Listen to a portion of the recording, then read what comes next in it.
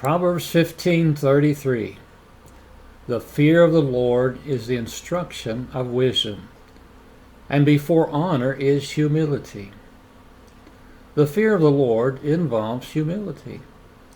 You can't see the greatness of another when thoughts of self eclipse them. Fear of another is realizing their power and greatness that dwarfs you. In a day when there's no fear of God before their eyes, humility has been replaced with pride and arrogance.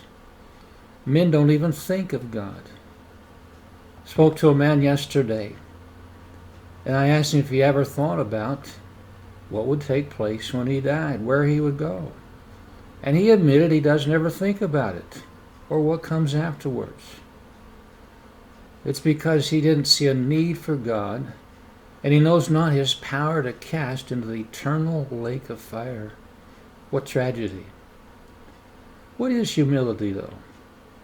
It's the knowledge that you are very fallible, very foolish, and very weak. It's the willingness to reject your own thoughts and opinions in order to be taught by God or men wiser than yourself.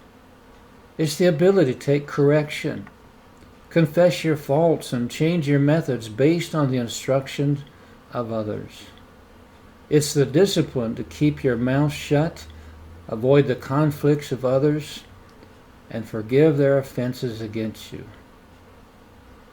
In all of his searching, Solomon came back to a fear of God, and he concluded. Ecclesiastes 12:13 and 14. It says, "Let us hear the conclusion of the whole matter. Fear God, and keep his commandments, for this is the whole duty of man. For God shall bring every work into judgment, with every secret thing, whether it be good or whether it be evil." The very foundation of wisdom requires the fear of God. Without it, you can't even get started. Proverbs 1:7 says, "The fear of the Lord is the beginning of knowledge, but fools despise wisdom and instruction." Proverbs 9:10 says, "The fear of the Lord is the beginning of wisdom, and the knowledge of the holy is understanding." I don't care how smart you think you are, what kind of degrees you haven't even begun until you have a fear of the Lord. If you can't fall before the great God of all intelligence and wisdom, then he will not share it with you. This is what it says in Isaiah. "For all those things hath mine hand made, and all those things have been, saith the Lord.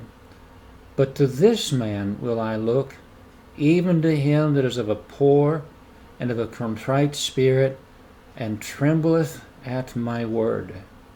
Isn't that interesting? Contrite spirit, poor spirit, is also met with or coupled with a trembling at his word. Moses and David learned humility as obscure shepherds. Gideon had little pedigree. Rahab and Ruth were despised foreigners. Esther was an orphan. Jesus was born in a barn to very poor parents. Oh, how we need to see who we are, and that we're not worthy that God may instill it into us.